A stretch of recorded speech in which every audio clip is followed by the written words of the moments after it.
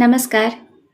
प्रस्तुत है बंकिम चंद्र चटर्जी के द्वारा लिखा हुआ उपन्यास मृणालिनी का भाग 10। आगे बढ़ने के पहले जानते हैं भाग 9 की कहानी। पशुपति मनोरमा से राजा बनने के बाद विवाह करने का वादा करता है। मनोरमा उसे बताती है कि वो ही उसकी ब्याहता पत्नी है, जिसे ज्योतिष गणना में अल्पावस्था में ही विधवा होने के डर से पशुपति से अलग रखा गया था। पशुपति बहुत खुश हो जाता है और कहता है कि वह अब उसे कहीं जाने नहीं देगा।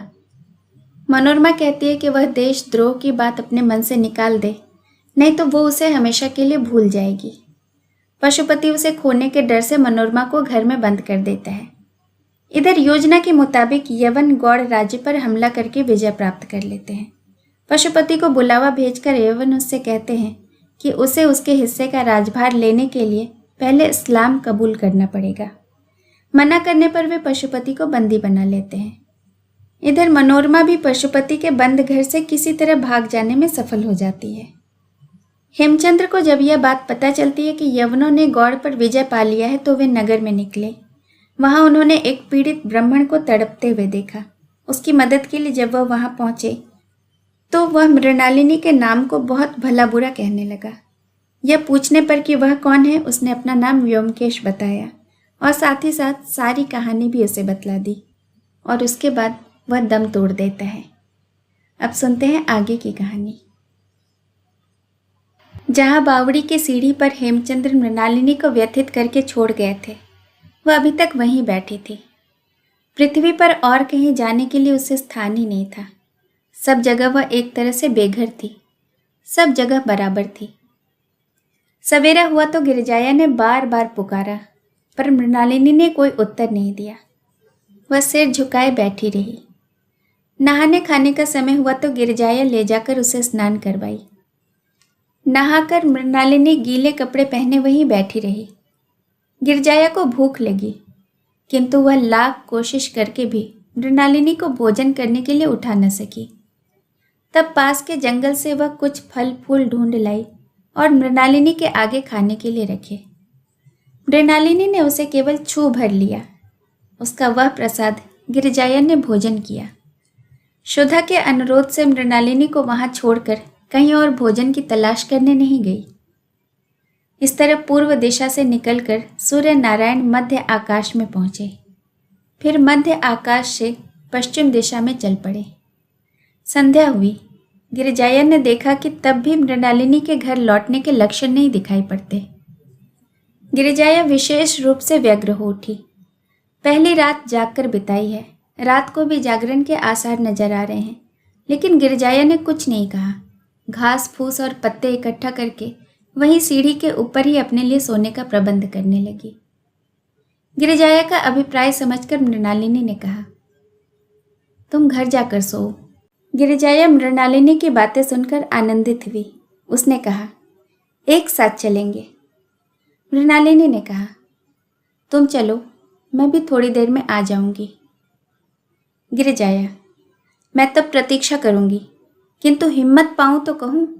राजपुत्र से संबंध तो जन्म भर के लिए टूट गया, फिर कार्तिक की ओस में कष्ट क्यों सहें। मृणालिनी, गिरजाया, हेमचंद्र से मेरा संबंध इस जन्म में नहीं टूट सकता। मैं कल भी हेमचंद्र की दासी थी, आज भी हेमचंद्र की दासी ही हूं। गिरजाया ने कहा, मालकिन, तुम अब भी कह रही हो तुम उस नीच की दासी हो? अगर तुम उसकी दासी हो तो मैं चली, अब मेरी यहां कोई जरूरत नहीं। मृणालिनी, गिरजाया, हेमचंद्र ने मुझ पर कोई अत्याचार नहीं किया है, मैं क्यों निंदा सहूं? वे राजपुत्र हैं, मेरे पति हैं, उन्हें नीच न कहो। गिरजाया चिढ़कर बोली, नीच न कहूं? कहूंगी। यह कहते हुए यत्न से बिछाई हुई पत्तों की शैया को नोच नोच कर वह पानी में फेंकने लगी। एक बार नहीं, 1000 बार कहूंगी, नीच कहूंगी। नीच न कहूं तो बताओ, किस दोष में उसने तुम्हारा तिरस्कार किया? मृणालिनी, यह मेरा ही दोष है। मैं समझाकर अच्छी तरह सब बातें उनसे कह नहीं पाई। कहना क्या था और कह क्या दिया।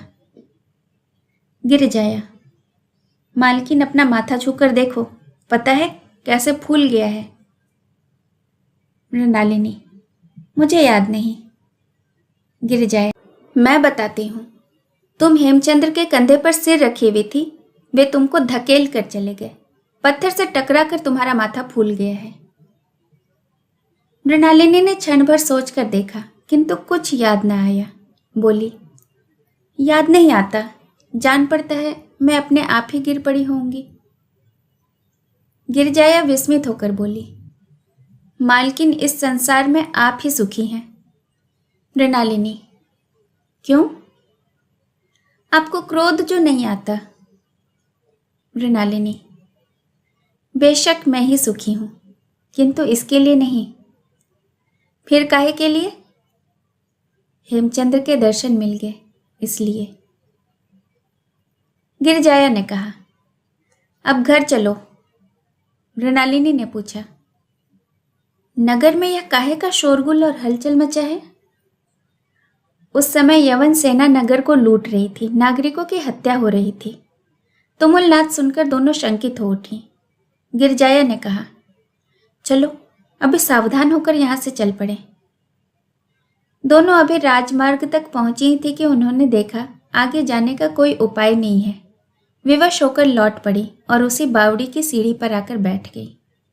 गिरजाया ने कहा, अगर वे लोग यहां आ गए तो? मृणालिनी चुप रही।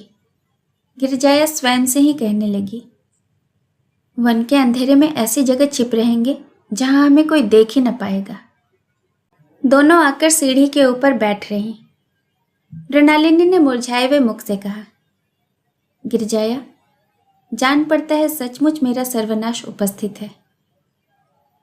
गिरजाया, सो क्या? मृणालिनी, यह जो एक घुड़सवार गया है ना, यह हेमचंद्र ही है। सखी, नगर में घोर युद्ध हो रहा है, मार काट चल रही है। अगर मेरे निसहाय स्वामी उस युद्ध में चले गए तो न जाने किस विपत्ति में पड़ जाएंगे।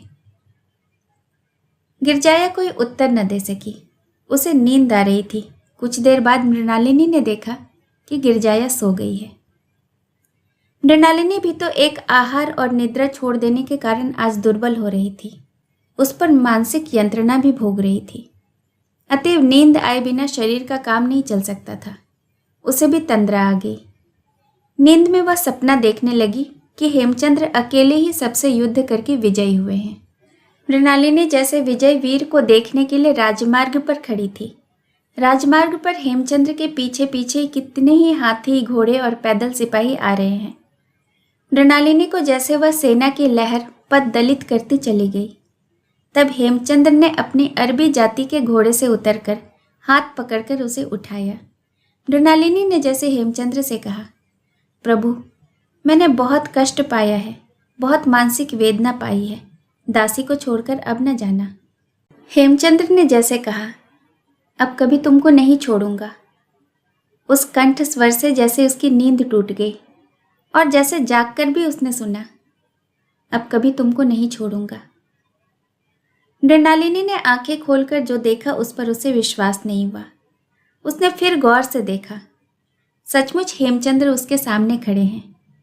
हेमचंद्र कह रहे हैं, एक बार मुझे क्षमा कर दो, अब कभी तुम्हें नहीं छोड़ूंगा। निराभिमानी निर्लज्ज मृणालिनी ने फिर उनके गले में हाथ डालकर उनकी छाती पर सिर रख दिया। आनंद के आंसुओं से मृणालिनी का वस्त्र भीग गया। हेमचंद्र मृणालिनी का हाथ पकड़कर अपने उपवन के डेरे की ओर उसे लेकर चले। हेमचंद्र एक बार अपमानित, तिरस्कृत, व्यथित करके मृणालिनी को छोड़ गए थे। फिर आप ही आकर उसका हाथ पकड़ा और आदर किया। यह देखकर गिरजाया को विस्मय हुआ, किंतु मृणालिनी से इस संबंध में उसने कोई प्रश्न नहीं किया, कोई और बात नहीं कही। आनंद के अतिरेक से विवश होकर आंचल से आंसू पोंछती हुई वह भी पीछे पीछे चली। गिरजाया को पुकारना या बुलाना नहीं पड़ा, वह स्वयं कुछ फासले से पीछे पीछे चलने लगी। उपवन में मृणालिनी के आगे आने पर हेमचंद्र और मृणालिनी दोनों बहुत दिनों से संचित अपने हृदय की बातें एक दूसरे से कहने लगे।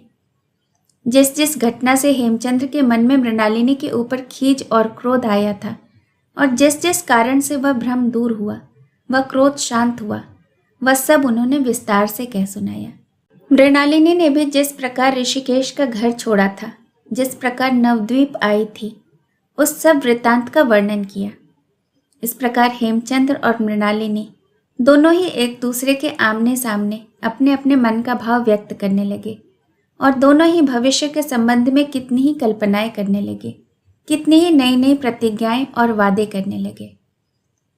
मृणालिनी और हेमचंद्र दोनों कितनी ही व्यर्थ की बातें अति प्रयोजनीय ढंग से तरह तरह के आग्रह के साथ कहने सुनने लगे।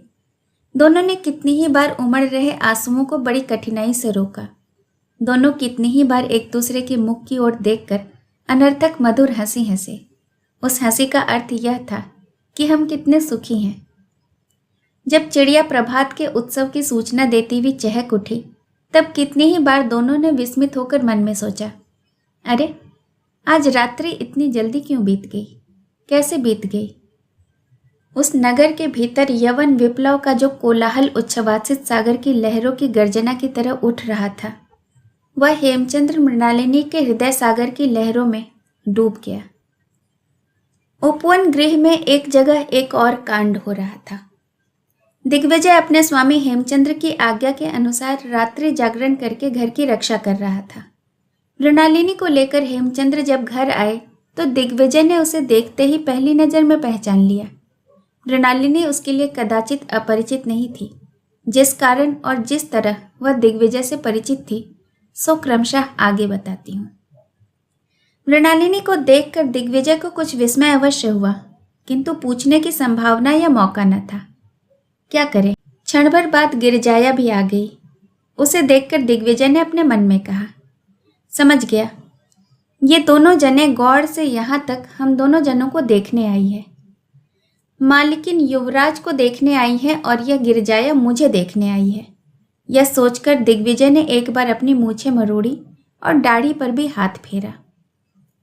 दिग्विजय ने मन में सोचा, क्यों ना आती। फिर मन में कहा, लेकिन यह छोकरी बड़ी बज्जात है। एक दिन भी, एक बार भी अच्छी तरह से मुझसे नहीं बोलती, तब फिर इसके मुझे देखने के मतलब से यहाँ आने की क्या संभावना है। चाहे जो हो, एक बार परीक्षा करके देखा जाएगा। रात तो समाप्त हो ही गई है। अब मैं जरा किसी जगह इससे छिप कर जाकर इसे देखता हूँ। देखूं प्यारी मुझे खोज लेती है या नहीं। यह सोचकर दिग्विजय अलग थलग एक एकांत स्थान में जाकर लेट गया। गिरजाया ने दूर से दिग्विजय को देख लिया था। गिरजाया अपने मन में सोचने लगी, मैं तो मृणालिनी की दासी हूँ। मृणालिनी इस घर की मालकिन है, अथवा कुछ दिनों में तो हो ही जाएगी। तब तो इस घर का काम काज करने का अधिकार मेरा ही है। इस तरह मन को समझाकर गिरजाया घर से एक झाड़ू ढूंढ कर लाई और जिस कोठरी में दिग्विजय जाकर सोया था, उसी के भीतर पहुंच गई। दिग्विजय आंखें बंद किए पड़ा था। पैरों की चाप पाकर उसने समझ लिया कि गिरजाया आ गई है। वह मन में बड़ा प्रसन्न हुआ। सोचा, गिरजाया उसे सचमुच प्यार करती है। देखें गिरजाया क्या कहती है। यह सोचकर दिग्विजय आंखें बंद किए पड़ा रहा। अकस्मात उसकी पीठ पर दनादन झाड़ू की मार पड़ने लगी। गिरजाया चिल्ला कर कहने लगी, अरे राम, घर में तमाम कूड़ा कचरा जमा है। यह क्या, एक आदमी है क्या? यह चोर तो नहीं? मर, राजा के घर चोरी करने आया है। इतना कहकर गिरिजाया ने फिर एक बार झाड़ू दिग्विजय की पीठ पर फटकारी। दिग्विजय ने चीख कर कहा, अरे गिरिजाया, ठहर ठहर, चोर नहीं, मैं हूं, मैं। गिरजाया, मैं? अरे तू है, इसी से तो झाड़ू की मार से बिछाई देती हूं। इतना कहकर गिरिजाया फिर दिग्विजय पर झाड़ू की दनादन बौछार करने लगी। दिग्विजय ने व्याकुल होकर कहा, दुहाई दुहाई गिरजाया, मैं हूं दिग्विजय। गिरजाया, चोरी करने आया है और कहता है मैं हूं दिग्विजय। कौन है रे मर्दुए? झाड़ू की तेज मार किसी तरह रुकती ही न थी। अब की बार दिग्विजय ने कातर होकर कहा, गिरजाया, मुझे क्या तुम भूल गई? गिरजाया ने कहा, मेरी तुझसे किस पीढ़ी में जान पहचान थी रे? दिग्विजय ने देखा जान बचाना मुश्किल है, रण में पीठ दिखाना ही नेक सलाह है। तब और कोई उपाय न देखकर वह जान बचाते हुए कोठरी से निकलकर बेतहाशा भागा। गिरिजाया भी झाड़ू लेकर उसके पीछे पीछे दौड़ी।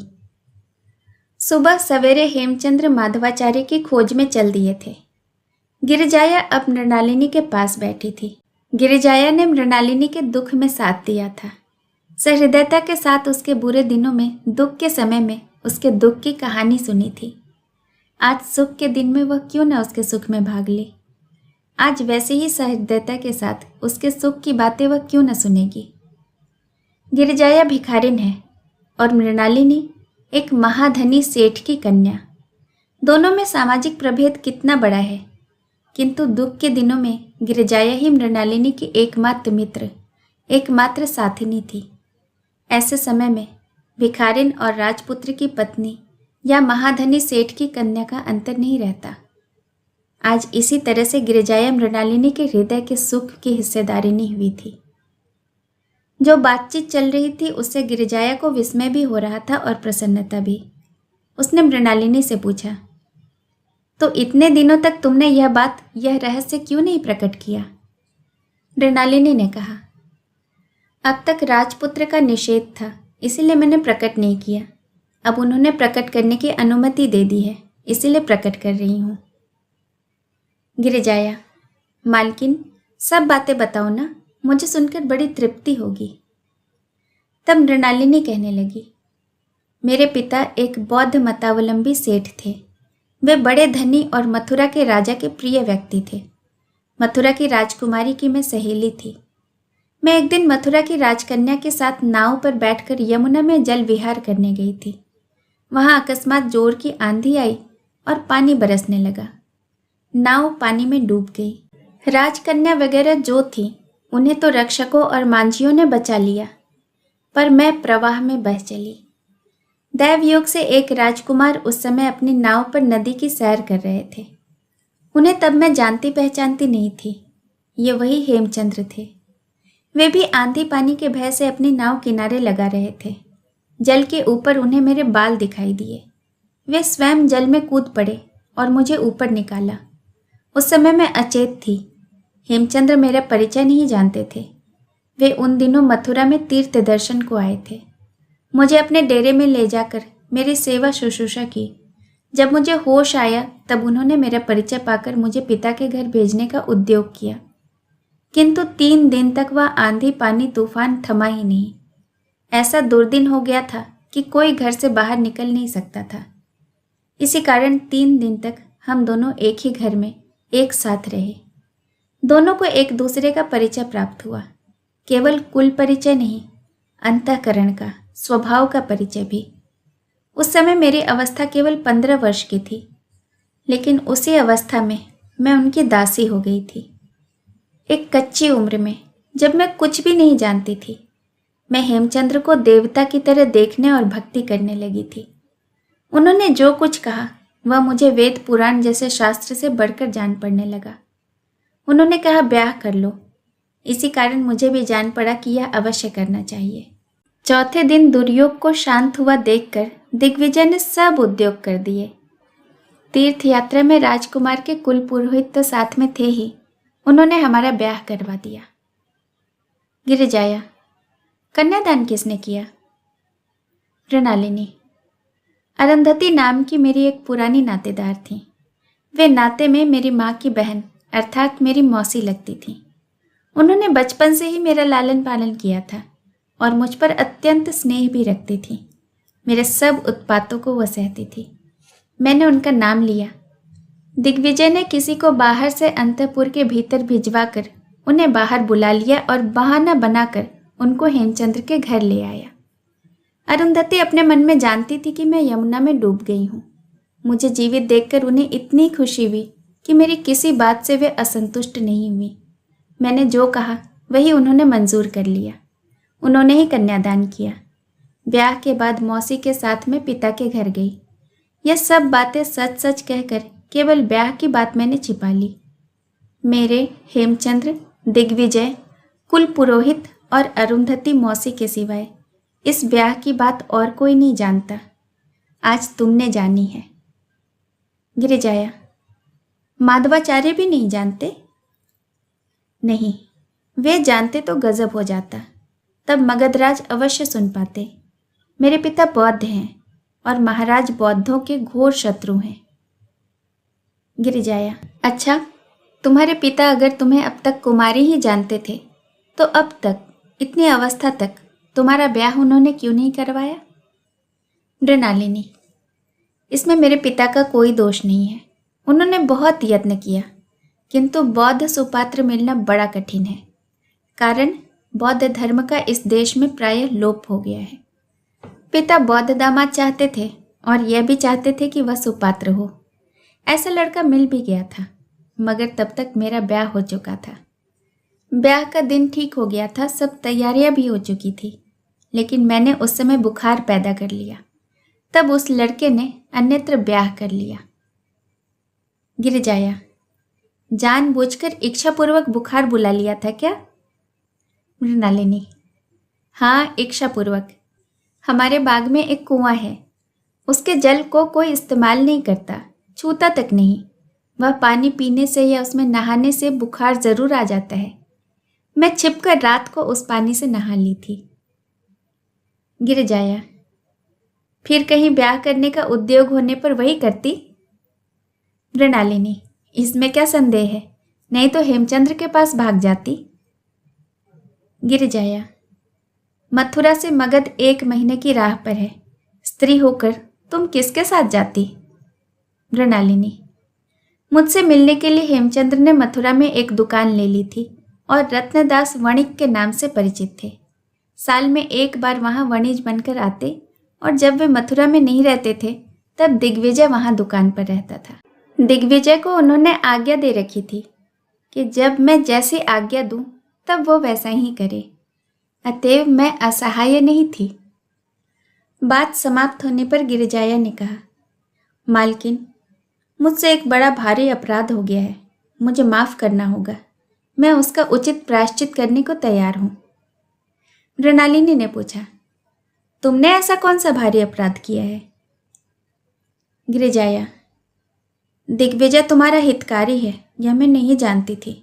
मैं जानती थी कि वह निहायत निकम्मा है, इसी कारण आज सवेरे मैंने उसे झाड़ू से अच्छी तरह झाड़ दिया है। लेकिन अब मैं समझती हूँ कि मैंने ठीक नहीं किया। मृणालिनी ने हंसकर कहा, तो तुम क्या प्रायश्चित करोगी? गिरिजाया, भिखारी की लड़की का ब्याह होता है क्या? मृणालिनी ने हंसकर कहा, करने से जरूर होता है। गिरिजाया, तो मैं उस अपदार्थ से ब्याह कर लूंगी, और क्या करूं? मृणालिनी ने फिर हंसकर कहा, तो मैं तेरा लगन चढ़ाऊंगी। हेमचंद्र ने माधवाचार्य के रहने के स्थान पर जाकर देखा, आचार्य ध्यानमग्न होकर जप कर रहे हैं। हेमचंद्र ने श्रद्धा भक्ति भाव के साथ नतमस्तक होते हुए प्रणाम करके कहा, हम लोगों का सब यत्न निष्फल हो गया। अब इस सेवक के लिए आप क्या आज्ञा करते हैं? यवन ने गौड़ पर अधिकार प्राप्त कर लिया है। जान पड़ता है भारत भूमि के भाग्य में यवन की दास्यता ही विधाता ने लिखी है, नहीं तो बिना युद्ध के यवनों ने गौड़ पर कैसे अधिकार प्राप्त कर लिया। अब अगर मेरे प्राण देने से एक दिन के लिए भी जन्मभूमि यवन के हाथ से छुटकारा पाकर स्वतंत्र हो जाए तो मैं अभी प्राण देने के लिए तैयार हूँ। इसी अभिप्राय से रात को युद्ध की आशा में नगर में घूमा भी था, किंतु युद्ध तो मैंने कहीं नहीं देखा। केवल यह देखा कि एक पक्ष आक्रमण कर रहा है और दूसरा पक्ष भाग रहा है। माधवाचार्य ने कहा, वत्स दुखी न हो, दैव का निर्देश कभी विफल नहीं होता।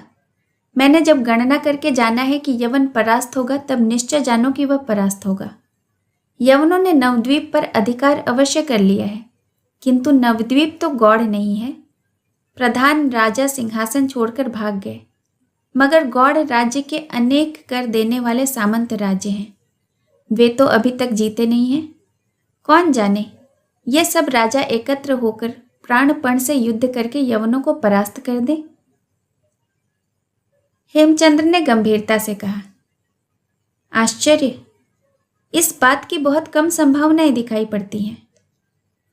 माधवाचार्य ने हेमचंद्र को समझाते हुए कहा, ज्योतिष की गणना कभी मिथ्या नहीं हो सकती, यह अवश्य सत्य होगी, मगर हाँ, इसमें एक गलती होना संभव है। विचार से यह निकला है कि पूर्व देश में यवन परास्त होंगे। इससे मैंने नवद्वीप में ही यवन के जीते जाने की प्रत्याशा की थी। किंतु गौड़ राज्य तो यथार्थ पूर्व नहीं है, काम रूप ही सब जान पड़ता है। वही हमारी आशा सफल होगी।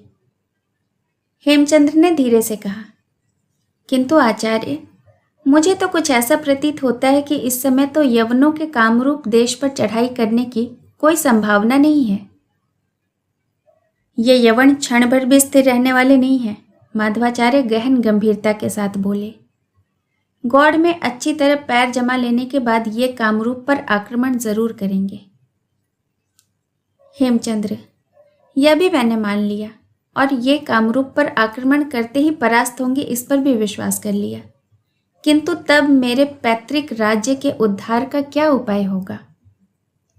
माधवाचार्य, ये यवन अभी तक बार बार विजय प्राप्त करते आ रहे हैं और इसी कारण राजाओं की यह धारणा जड़ पकड़ गई है कि ये अजेय हैं, इन्हें जीता नहीं जा सकता, कोई इनका विरोधी नहीं होना चाहता। ये एक बार जहाँ पराजित हुए फिर इनकी महिमा नहीं रहेगी। जब भारतवर्ष के सभी आर्यवंशी राजा शस्त्र उठाकर मुकाबले को तैयार हो जाएंगे, तब यवनों के पैर कब तक टिके रहेंगे? हेमचंद्र, गुरुदेव, आप केवल आशा का सहारा ले रहे हैं। मैं भी यही करता हूँ, अब मैं क्या करूँ, आज्ञा कीजिए। माधवाचार्य, मैं भी यही सोच रहा था कि अब इस समय तुमको इस नगर में नहीं रहना चाहिए, कारण यवन लोग तुम्हें मार डालने का विचार कर चुके हैं, तुम्हारी खोज में होंगे। मेरी आज्ञा है कि तुम अभी आज ही इस नगर को छोड़ जाओ। हेमचंद्र, कहाँ जाऊं? माधवाचार्य, मेरे साथ कामरूप चलो। हेमचंद्र ने सिर झुका लिया, अप्रतिभ होकर धीरे से बोले, मृणालिनी को कहाँ रख जाइएगा? माधवाचार्य ने विस्मित होकर कहा, यह क्या? मैंने समझा था कि तुमने कल की बातचीत के बाद कदाचित मृणालिनी को अपने मन से दूर निकाल दिया होगा। हेमचंद्र ने पहले की ही तरह धीरे से कहा, मृणालिनी को नहीं छोड़ सकता, वह मेरी विवाहिता पत्नी है। माधवाचार्य चौंक पड़े, रुष्ट हुए, क्षोभ के साथ बोले, मैं तो इस विषय में कुछ जानता ही नहीं था। हेमचंद्र ने अधोपांत अपने विवाह का वृतांत कह सुनाया। हेमचंद्र की बात सुनकर माधवाचार्य कुछ देर चुप बैठे रहे, फिर बोले, जो स्त्री बुरे आचरण वाली है वह तो शास्त्र के अनुसार त्याग करने के योग्य है। मृणालिनी के चरित्र के संबंध में संशय की बात मैं कल तुम्हारे आगे प्रकट कर चुका हूं। हेमचंद्र ने व्योमकेश का सारा हाल माधवाचार्य से कह सुनाया। हेमचंद्र से व्योमकेश का हाल सुनकर माधवाचार्य ने प्रसन्नता के साथ कहा, बेटा, तुम्हारी बात सुनकर मुझे बड़ी प्रसन्नता हुई। परम प्रिय और ऐसी गुणवती भार्या को तुमसे अलग करके मैंने तुम्हें अनजाने में बहुत क्लेश पहुंचाए हैं। अब मैं तुम्हें आशीर्वाद देता हूं कि तुम दोनों दीर्घजीवी होकर बहुत दिनों तक एक साथ धर्म का आचरण करो। अगर तुम इस समय स्त्री को पा गए हो, तुम्हारा संयोग भगवान ने करा दिया है, तो अब मैं तुम्हें अपने साथ कामरूप चलने का अनुरोध नहीं करूँगा। मैं आगे जाता हूँ, जब उपयुक्त समय समझेंगे तब कामरूप के राजा तुम्हारे पास अपना दूत भेजेंगे। अब इस समय तुम अपनी पत्नी को लेकर मथुरा में जाकर रहो, अथवा किसी अन्य स्थान पर जाकर अपनी इच्छा के अनुसार निवास करना। इस बातचीत के बंद होने पर हेमचंद्र माधवाचार्य से विदा हुए। माधवाचार्य ने भी हेमचंद्र को गले लगाकर आशीर्वाद देकर आंखों में आंसू भरकर उनको विदा किया। जिस रात को राजधानी यवन सेना के आक्रमण से पीड़ित हो रही थी, उसी रात को पशुपति अकेले यवनों की कैद में पड़े थे। रात समाप्त होते होते यवनों की उथल पुथल समाप्त हो गई। तब मोहम्मद अली पशुपति से मिलने वहां गया, जहां वह कैद थे। पशुपति ने उन्हें देखकर कहा, यवन, अब मीठे मीठे प्रिय संबोधन की आवश्यकता नहीं है। एक बार तुम्हारी मीठी मीठी बातों पर विश्वास करके मैं इस दशा को पहुंचा हूँ। विधर्मी यवन पर विश्वास करने का जो फल होना चाहिए था वह मुझे मिल गया। अब मैंने मौत को ही अच्छा समझकर अन्य सब आशा आशंका छोड़ दी है। अब मैं तुम लोगों का कोई प्रिय संभाषण नहीं सुनूंगा। मोहम्मद अली, मैं अपने मालिक के हुक्म की तामील करता हूँ और उन्हीं का हुक्म बजाने के लिए आया हूँ। आपको तुर्की पहनावा पहनना होगा पशुपति ने कहा, इस विषय में आप अपने चित्त को स्थिर कीजिए। मैंने अब मरने का ही निश्चय कर लिया है। मैं प्राण त्याग करने के लिए प्रस्तुत हूँ, लेकिन यवन धर्म नहीं स्वीकार करूँगा। मोहम्मद अली, मैं आपसे इस वक्त दीन कबूल करने को नहीं कहता, सिर्फ बादशाह के प्रतिनिधि को संतुष्ट करने के लिए तुर्की पोशाक पहनने को कह रहा हूँ। पशुपति, ब्राह्मण होकर किस लिए मल्लच्छ का वेश धारण करूं? मोहम्मद अली, देखिए, आप खुशी से न पहनना चाहेंगे तो हम जबरदस्ती करके पहनाएंगे। राजी न होने पर सिर्फ बेइज्जती ही हासिल होगी, यह समझ लीजिए। पशुपति ने कुछ उत्तर नहीं दिया। मोहम्मद अली ने अपने हाथों से उनको तुर्की वेश पहनाया और फिर कहा, मेरे साथ आइए। कहाँ चलूं?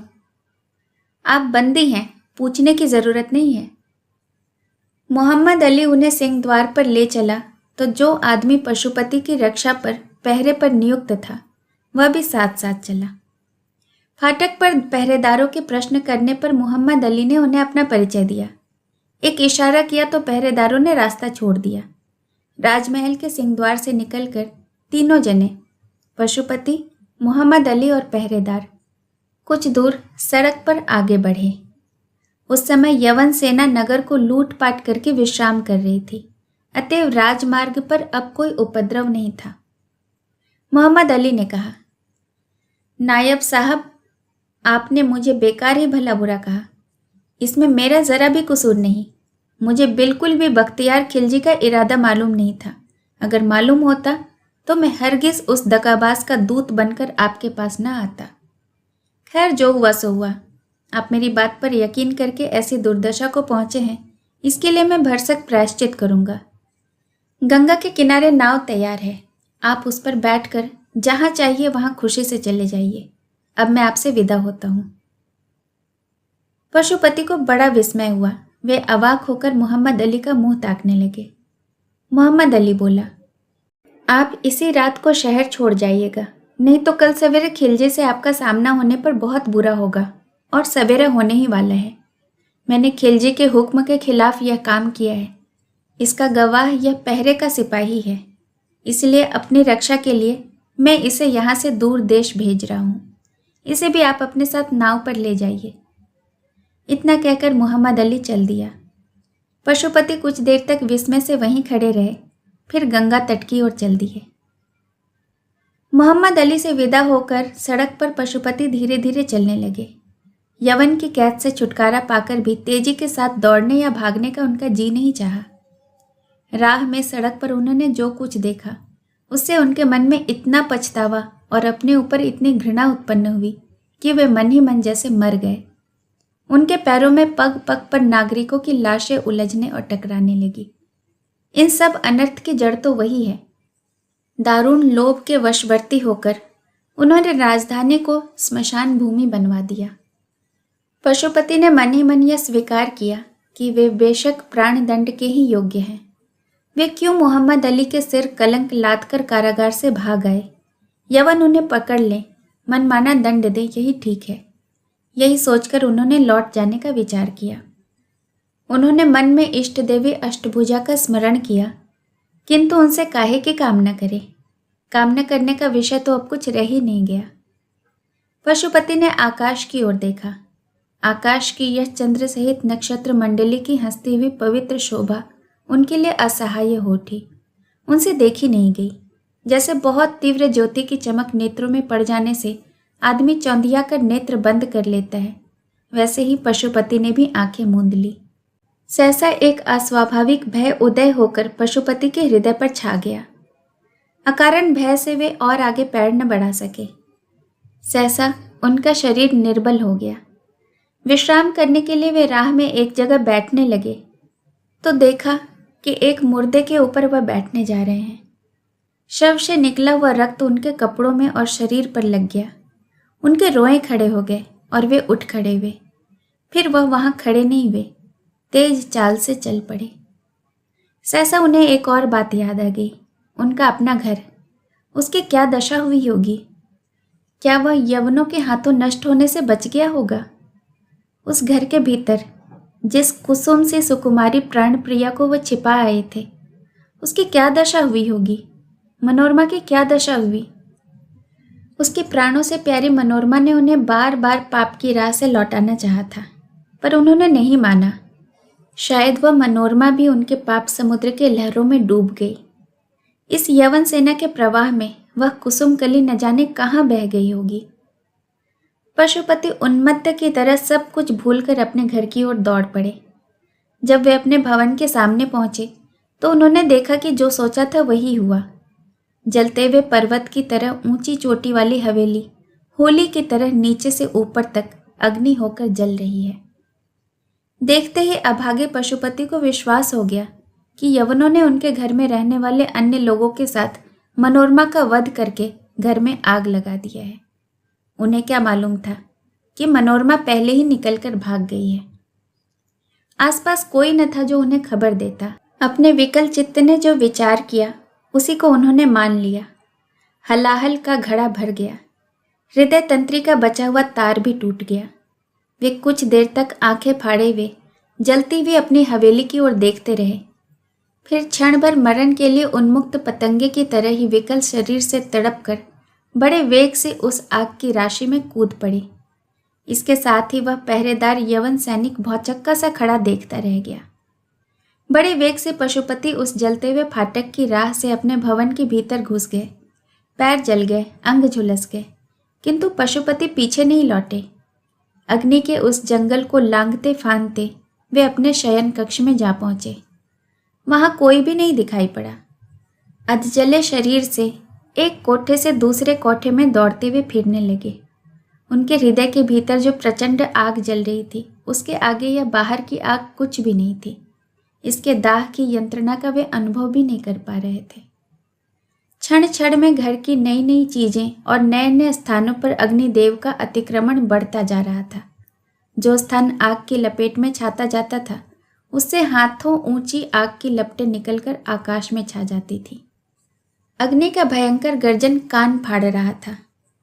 क्षण क्षण में जले हुए घर के हिस्से सब वज्रपात के से शब्द के साथ पृथ्वी पर गिर रहे थे। धुआं और धूल मिट्टी के साथ लाखों आग की चिंगारियां आकाश में उड़कर अदृश्य हो जाती थी। दवानल से घिरे हुए जंगली हाथी की तरह पशुपति उस आग के भीतर दास दासी स्वजन और मनोरमा को खोजते खोजते घूमने लगे, पर कहीं किसी का कोई चिन्ह न मिला। अंत में वे हताश हो गए। एकाएक देवी के मंदिर के ऊपर उनकी दृष्टि पड़ी। उन्होंने देखा देवी अष्टभुजा का मंदिर भी आग की लपटों में जल रहा है। पशुपति पतंगे की तरह उसके भीतर घुस गए। देखा अग्नि शिखाओं के बीच बिना जली हुई स्वर्ण प्रतिमा विराज रही है। पशुपति ने उन्मत्त की तरह कहा, माँ जगदम्बे, अब मैं तुमको जगदम्बा नहीं कहूँगा, अब तुम्हारी पूजा नहीं करूँगा, तुम्हें प्रणाम भी नहीं करूँगा। बचपन से मैं मन और वाणी से तुम्हारी सेवा करता आया हूँ। इन चरणों के ध्यान को ही इस जन्म का, इस जीवन का सब कुछ मान लिया था। अब इस समय माँ, मैंने एक दिन के पाप से सब कुछ खो दिया। तो फिर किस लिए मैंने तुम्हारी पूजा की थी? तुमने क्यों नहीं मेरी पाप बुद्धि दूर की? मंदिर को जलती हुई आग अधिक प्रबल वेग से प्रचंड होकर गर्जन कर उठी। तथापि पशुपति प्रतिमा को संबोधित करके कहने लगे, देखो धातु की मूर्ति, तुम केवल धातु की मूर्ति मात्र हो, देवी नहीं हो। यह देखो आग गरज रही है। जिस राह में मेरी प्राणाधिक प्रिय मनोरमा गई है उसी राह में यह आग तुमको भी भेज देगी, किंतु मैं अग्नि को यह कीर्ति छोड़कर जाने न दूंगा। मैंने तुम्हारी स्थापना की थी, मैं ही तुम्हारा विसर्जन करूंगा। चलो इष्ट देवी, तुमको गंगा के जल में विसर्जित कराऊं। इतना कहकर पशुपति ने प्रतिमा को उठाने के लिए दोनों हाथ से उसे पकड़ा। इसी समय फिर आग गरज उठी।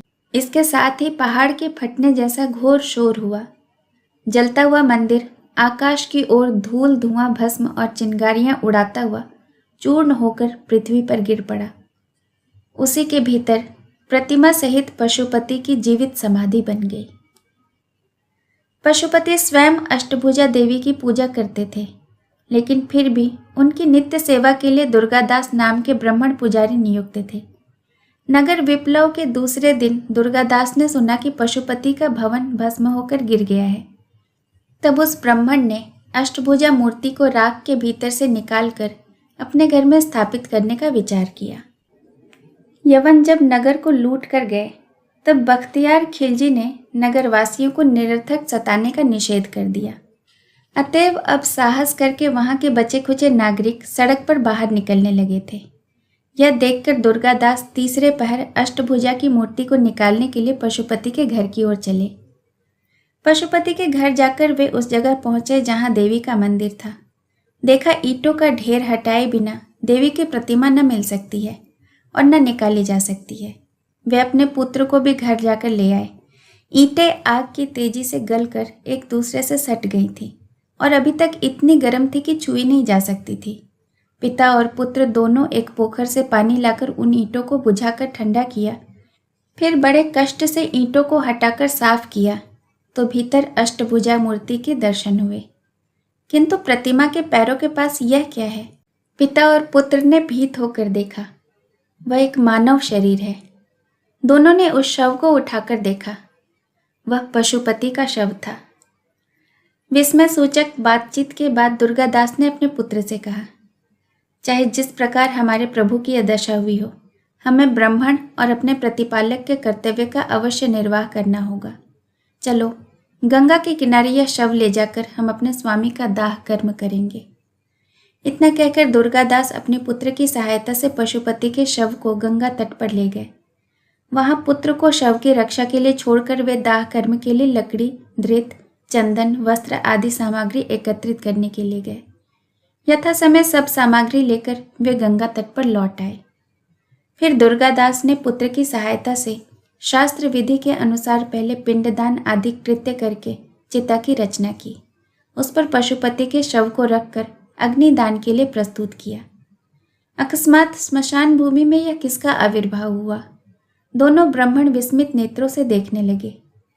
एक मैले वस्त्र पहने, रूखे बिखरे केश, राख और धूल में लिपटी होने के कारण विवर्ण हो रही उन्मादिनी स्मशान भूमि के घाट पर उतर रही है। वह रमणी धीरे धीरे ब्राह्मणों के पास आ पहुंची। दुर्गादास ने डरते हुए कहा, आप कौन हैं? रमणी ने कहा, तुम लोग यह किसका दाह कर रहे हो? दुर्गादास ने कहा, मृत धर्माधिकारी पशुपति शर्मा का। रमणी ने पूछा, पशुपति की मृत्यु किस प्रकार हुई? दुर्गादास ने कहा, सवेरे नगर में जब मैंने यह अफवाह सुना कि उन्हें यवनों ने कैद कर लिया है, रात को वे कोई मौका पाकर वहां से निकल भागे। आज उनकी हवेली को जला हुआ देखकर मैं उसके भीतर से अष्टभुजा देवी की प्रतिमा निकालने के लिए गया। वहां जाकर मैंने स्वामी का शव पाया। रमणी ने कोई बात नहीं कही। गंगा तट पर बालू के ऊपर बैठ गई। बहुत देर तक चुप रहने के बाद उसने पूछा, तुम लोग कौन हो? दुर्गादास ने कहा, हम ब्राह्मण हैं, धर्माधिकारी के अन्न से प्रतिपालित हुए हैं। आप कौन हैं? रमणी ने कहा, मैं इनकी पत्नी हूँ। दुर्गादास ने कहा, उनकी पत्नी का तो बहुत दिनों से पता नहीं है, आप कैसे उनकी स्त्री हैं? युवती ने कहा, मैं वही उनकी पत्नी हूँ जिनका बहुत दिनों से पता नहीं है। सती होने के भय से मेरे पिता ने मुझे अब तक छिपा कर रखा था। आज समय पूरा होने पर मैं विधाता के विधान पूर्ण करने के लिए सती होने आई हूँ। यह सुनकर पिता और पुत्र दोनों सिहर उठे। विधवा मनोरमा उन्हें चुपचाप देखकर कहने लगी, अब मैं स्त्री जगत का कर्तव्य पूरा करूंगी, तुम लोग उसकी तैयारियां करो। दुर्गादास ने रमणी का मतलब समझ लिया। पुत्र के मुख की ओर देखकर बोले, क्या कहते हो? पुत्र ने कुछ उत्तर न दिया। तब दुर्गादास ने मनोरमा से कहा, बेटी, तुम अभी बालिका हो, इस कठिन कार्य के लिए क्यों प्रस्तुत होती हो? तरुणी ने भौवें टेढ़ी करके कहा, ब्राह्मण होकर अधर्म में प्रवृत्ति क्यों देते हो? मैं जो कहती हूँ उसका उद्योग करो। यह सुनकर ब्राह्मण सती होने की उपयुक्त सामग्री के लिए फिर नगर की ओर गए। जाते समय विधवा ने दुर्गादास से कहा, तुम नगर में जा रहे हो। नगर के किनारे राजा के उपवन की बाहरदरी में हेमचंद्र नाम के एक विदेशी राजपुत्र रहते हैं। उनसे कहना कि मनोरमा गंगा के किनारे चिता पर चढ़ने जा रही है, वे आकर एक बार मुझे मिल जाए। उनसे मेरी यही एकमात्र भीख है, वह अवश्य आए। हेमचंद्र ने जब ब्राह्मण के मुख से सुना कि मनोरमा पशुपति की पत्नी के परिचय से उनके शव में सती होने जा रही है, तब उनकी समझ में कुछ न आया। वे दुर्गादास के साथ गंगा के किनारे आकर उपस्थित हुए। स्मशान भूमि में मनोरमा की अति मलिन उन्मादित मूर्ति और स्थिर गंभीर एवं इस समय भी अनिंद सुंदर मुख कांति को देखकर उनकी आंखों से आप ही आप आंसू बहने लगे। उन्होंने कहा, मनोरमा बहन, यह क्या है? मनोरमा ने चांदनी से जगमगाते हुए सरोवर के तुल्य स्थिर मूर्ति जैसे मृदु गंभीर स्वर में कहा, भाई, जिसके लिए मेरा यह जीवन था, उसकी आज यह अंतिम दशा है। आज मैं अपने स्वामी के साथ जाऊंगी। मनोरमा ने इसके बाद संक्षेप में दूसरा कोई न सुन पाए ऐसे धीमे स्वर में अपना पहले का सब वृत्तांत हेमचंद्र को सुनाकर कहा, मेरे स्वामी अपरिमित धन जमा करके रख गए हैं। इस समय मैं उस धन की अधिकारिणी हूँ। वह धन मैं तुमको देती हूँ, तुम ग्रहण करना, नहीं तो पापिष्ट यवन उसका भोग करेंगे। उसका थोड़ा सा अंश निकालकर जनार्दन शर्मा के लिए काशी में रख देना। जनार्दन को अधिक धन न देना, नहीं तो यवन उससे छीन लेंगे। मेरे दाह के बाद तुम मेरे स्वामी के घर में जाकर धन की खोज करना। मैं जो जगह बताए देती हूँ उस जगह को खोदने से ही तुम्हें धन मिल जाएगा। मेरे सिवाय उस स्थान को और कोई नहीं जानता।